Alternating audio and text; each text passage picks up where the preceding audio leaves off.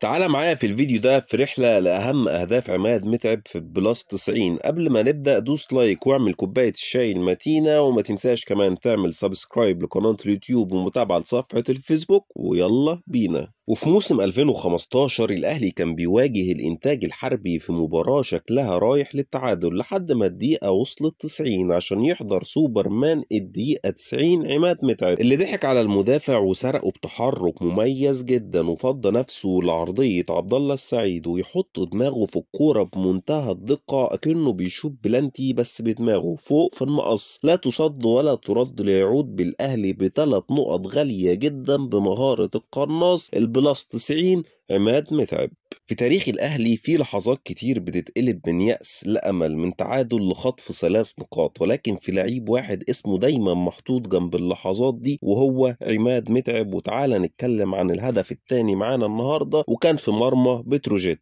والهدف ده أكبر دليل إن المهاجم هو اللي بينجح أي باك ليفت. أنا عايزك تتفرج على صبري رحيل اللي ما كانش بيطلع منه عرضيات أصلا وما افتكرلوش أي أسيستات، وهو بيعمل أسيست بالمسطرة لعماد متعب، ولكن الأسيست هنا جه بالمسطرة بسبب تحرك عماد متعب الذكي. شوف إزاي عماد متعب قدر يسرق الاتنين مدافعين بعد ما كان وسطهم، وتحرك لوحده وساب أنطوي هو اللي يروح مع المدافع، وراح بعيد خالص خالص خالص على خط ال6 يارد، يقف مركز صح، حط دماغه حطه بسيطه، حط الكوره في الشبكه، كل ده بهدوء في الدقيقه في الدقيقه 90 وحاجه و90، وهو ده القناص عماد متعب. والهدف الثالث معانا برضو ب3 نقط في موسم 2006 2007 في مرمى الاتحاد السكندري في استاد اسكندريه، والمره دي هدف بالقدم وكمان بشماله للقناص عماد متعب، اللي كان بيخلص من انصاف الفرص حرفيا بعد كوره عاليه من الحضري تروح لعبد الحميد حسن بلمسه لعماد متعب، اللي بيستلم بيمينه ويحط بشماله وهو مش معدول تماما. وهنا كانت المفاجأة الحارس المرمى اللي ما قدرش يتصدى للكورة تماما وقعد يتفرج عليها 4K زيه زينا، بل أحسن مننا، لأن التصوير وقتها ما كانش أفضل حاجة. الهدف الرابع معانا كان هيبقى هدف ببطولة لولا الحظ وضربات الترجيح لما باسم علي ضيع ساعتها، وهو سنة 2015 في السوبر الأفريقي لما عماد متعب برضه توقع صح، وقف صح، حط بلمسه على طول الكوره نزلت له هي حباء البلاس 90 بتاعته. شوف هنا في بدايه الكوره وبدايه العرضيه متعب كان فين، وشوف ان هو اللي سجل الهدف. الكوره بتحب عماد متعب بتاع لقطات البلاس 90، ولولا توفيق كان ممكن يبقى هو السبب ان الاهلي يكسب وياخد البطوله دي، ولكن ما كانش فيه توفيق ركلات الترجيح. وطبعا ده الهدف الاغلى والاهم لعماد متعب في البلاس 90، ولكن الاتحاد الافريقي ساعتها ضحك علينا وقال لك لا، اصل الجون مش بجونين، رغم ان العالم كله كان ماشي ساعتها كده الجون بجونين، ولكن قدر الله وما شاء فعل. هدف عماد متعب في الجزائر من اهم واحلى واصعب اهداف عماد متعب، بسبب ان العرضيه هروبه من المدافعين في الدقيقة حاجة و90، استاد القاهرة متقفل، ماتش مهم جدا صعب جدا، كورة أصلا عماد متعب جسمه مش معدول، واقع كذا مرة 2 و3 و4، كورة جاية له صعبة، نطت عماد متعب فيزيائيا أصلا غريبة، هدف جميل جدا جدا جدا من العمدة، والفينش ولا أروع ببرود أعصاب، يحسد عليه. عماد متعب أفضل مهاجم مصري عبر التاريخ، زيه زي حسام حسن وزي النجوم الكبار اللي بنذكرها كل فين وفين.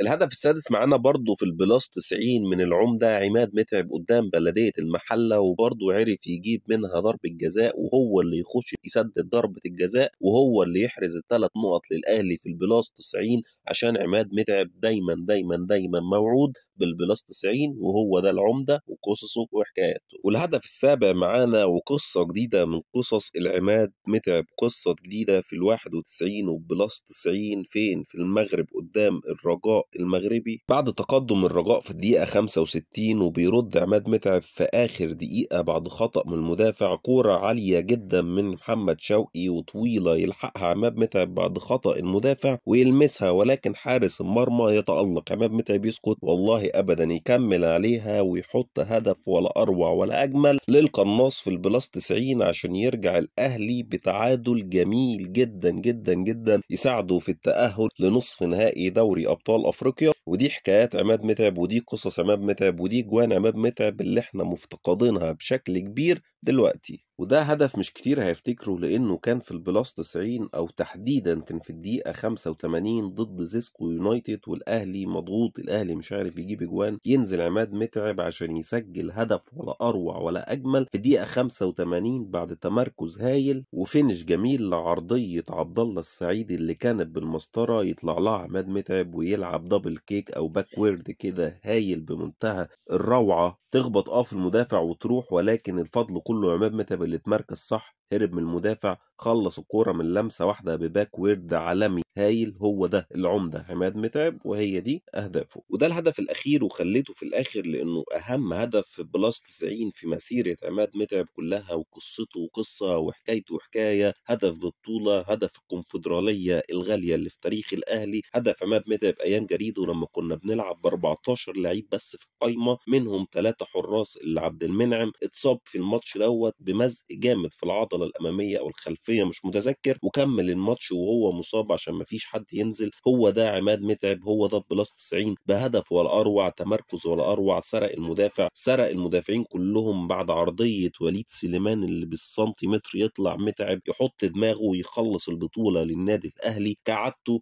من أحلى أهداف عماد متعب اللي في التاريخ كله، وهي دي الرأس الذهبية، رأس عماد متعب اللي كانت بتخلص البطولات، وهو ده العمدة اللي نفسنا واحد بنص موهبته، مش هنقول بموهبته، يكون مواليد منطقة الجزاء كده يخلص لنا البطولات في البلاس 90. امتى نطلع بلعيب تاني زي ده في النادي الأهلي؟ اعتقد ان حمزة عبد الكريم اقرب حد لده في الناشئين النادي الاهلي دلوقتي، هو وبلال عطية. اتمنى ان هم يكونوا زي العمدة عماد متعب، ابو اعصاب هادية واعصاب باردة وابو موهبة جبارة. قول لي ايه احلى واغلى واهم هدف فيهم في الكومنتات، وما تنساش تعمل لايك وكمان سبسكرايب لقناة اليوتيوب ومتابعة لصفحة الفيسبوك.